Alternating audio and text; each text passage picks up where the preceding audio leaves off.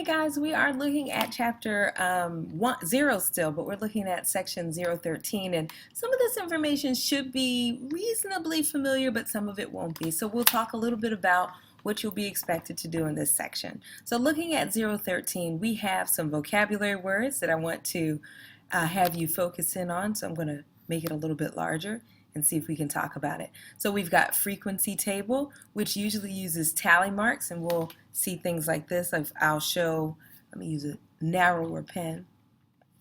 I'll show perhaps 10 people, I'll use marks like this, chose one particular brand of cereal, where 3 chose another, and maybe 7 chose another brand. So you'll generally see tally marks, and that's generally what we'll use when we're dealing with frequency tables. Bar graphs, on the other hand, are graphs that generally have, I'm going to try to be neat about this, bars that represents the frequency in which something occurs. So if we go back to the situation that I was talking about, cereal, this bar could represent the number of people that likes, I don't know, Crunch and Munch. And this bar could represent the number of people who like Cheerios, and this one could represent the number of people who like granola. So you would oftentimes see on a bar graph simply frequency of particular things, particular data points you'd find here. A histogram is a type of bar graph, and it's a little bit different, and we'll see that in our graph in our discussion in a moment. A histogram is a bar graph where instead of having like serial types at the bottom or particular names of things, what you'll have is numerical intervals. So it is a bar graph, so again you're going to see a bar graph kind of formation, but the histogram generally has intervals, numerical intervals along the horizontal axis. A line graph is a graph that has data points that are attached by lines, and so you'll see something like that. And so each data point is attached by a line, so it might be the temperature during particular months or something like that, and you see the temperature's low here, then it goes up, then it goes down. So that's what you have. A stem and leaf plot is just a way of organizing data. It's also really helpful because it gives you a really good idea of where the maximum amount of data is centered and where the median is located. So we'll look at that. Circle graphs we worked with extensively last year in chapter 7. What we do with circle graphs is we show information in kind of a pie chart, and we often use percentages to talk about how much of a particular thing we're looking at. With box and whiskers plots, they are something that we probably have not covered, and so we'll cover that a lot in a moment, but they end up looking like this, where this number represents the median, and there'll be a number here that represents the median. This number represents kind of the upper median, which is called the upper quartile or quartile 3, and this is the lower quartile, which is quartile 1, and we'll talk about that a little bit more if you didn't really get that in chapter 012. Interquartile range is just a range from here to here between the lower quartile and the upper quartile. And outliers have a specific definition, which in general it just means things that don't really fall within the range of the data that we're working on, but there's a special formula that we'll talk about. So that really is in a nutshell all that we're going to discuss in this section. So let's take a look.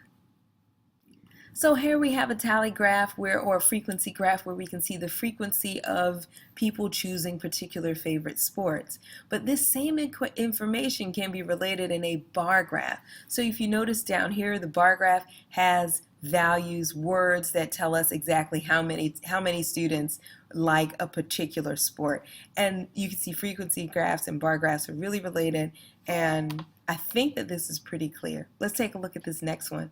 So here is a histogram. A histogram is a type of bar graph used to display numerical data that have been organized into equal intervals.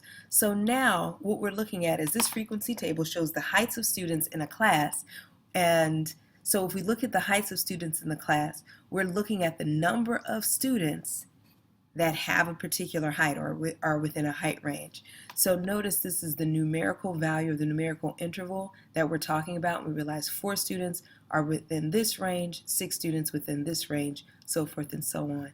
So when we take this tallied information, kind of like a frequency table, we're going to now take this and make a histogram. So a histogram looks very much like a bar graph, but notice we don't have names down here, we have numerical intervals. Let's take a look at line graphs. So line graphs really just take 2 bits of information. So here we're looking at September and the amount of school store sales amounts, and we have them linked to each month.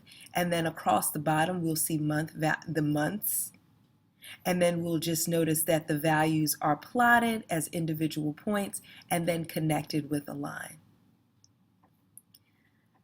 Now we get into the real thick of things, stem and leaf plots. This is something you've seen before. It is a way of organizing data. So here we have the data that refers to the speeds of 20 of the fastest land animals, and we're looking at this information here, and we're going to organize it by taking each of the tens digit and making sure that it is represented here. So notice we've got 30s. So there should be 1, 2, 3, 4, 5, 6 numbers in the 30s here, and each of their ones values are represented. Does that make sense? So you could see here, let me find 30. So 30 has to be in here, right? You probably found it before me. I can find it, I promise. No, 30 is not here. I'm so sorry, I totally lie. 30 is not here because 30 is not here, right? 30 isn't here, 32. So I'm looking for 32. I'm going to find you. There's one 32 value. There should be another 32 value. There it is. So notice that each of the data points is represented here, and there should be one that's 70, and that's there. I wonder what animal can run at a speed of 70 miles per hour. I don't know. All right, so let's take a look at a circle graph, shall we? All right, this circle graph doesn't use percentages, it uses degrees, which makes total sense, but oftentimes when you see circle graphs, they'll add percentages so you can look at the percentage of the number of hours that you spend doing a particular camp event or whatever the situation is. So here's Lily's 8 hours, 1 day spent at summer camp. So we see that 3 hours were spent canoeing, 1 hour crafts, 2 hours eating, probably not all at the same time, and 2 hours hiking. So what we do is we first have to take the information. So this is canoeing. 3 out of those 8 hours was canoeing. So what fraction of the 360-degree circle would that be? We take 3 out of 8 multiplied by 360 and we get 135. And then we would do the same thing with that 1 hour crafting. 1 hour crafting, 1/8 of 360 is going to give me 45, and so that would make 45 a 45-degree angle in terms of crafts. And you can see how we fill out the rest, so forth and so on. So that's how we would use this information to fill out our circle graph. So we need to first convert to degrees. And as I said before, oftentimes there are percentages associated with it. This one doesn't have it, but sometimes you might be asked to do that. All right, so the next thing that we're going to talk about is box and whisker plot, and this is something that we have not discussed in the past, so I do want you to pay attention. So we're going to draw a box and whisker plot, we're going to draw one, but let's talk about some of the things that we need to know. So a box and whisker plot is basically it represents the interquartile range, okay? And you'll see that in a moment. The interquartile range is the difference between the upper and lower quartiles, and we kind of discussed that. And here's the key. Data that are more than 1.5 times the value of the interquartile range beyond the quartiles are called outliers. And you'll see it in this 4-step process. So to draw a box and whisker plot for these data, so here we have it.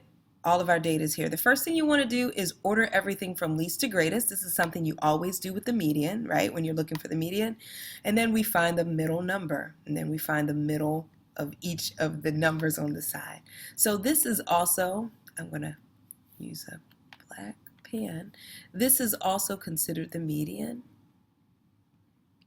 and this is called the lower quartile.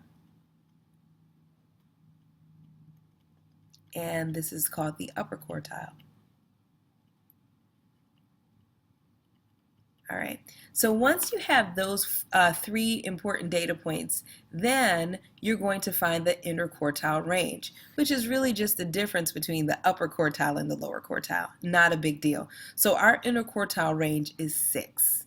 The next thing we're going to do is check on this definition. So here we talked about the data that are more than 1.5 times the value of the interquartile range beyond the quartiles are called outliers. So here's how this works.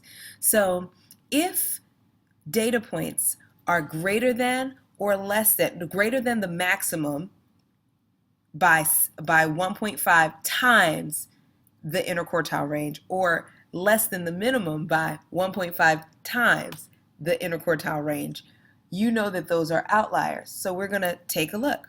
So 14 is our minimum in terms of the interquartile. If I subtract 14 minus 1.5, which was the magic number, times 6, which is our interquartile range, we're going to get 5.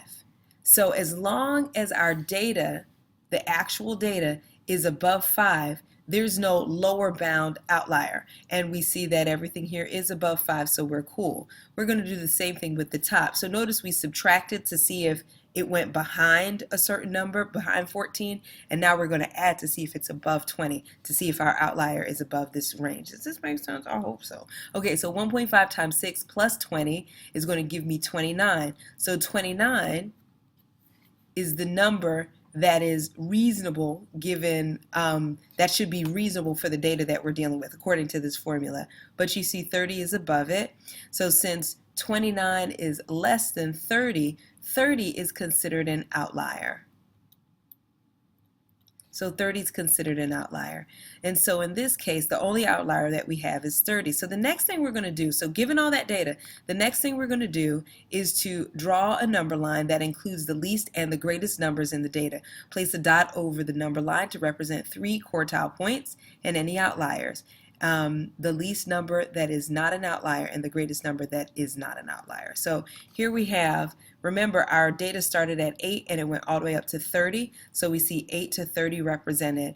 We remember that our second quartile or our median was 18, and then our third quartile or upper quartile was 20, and our lower quartile or our first quartile was 14. So notice where these points line up.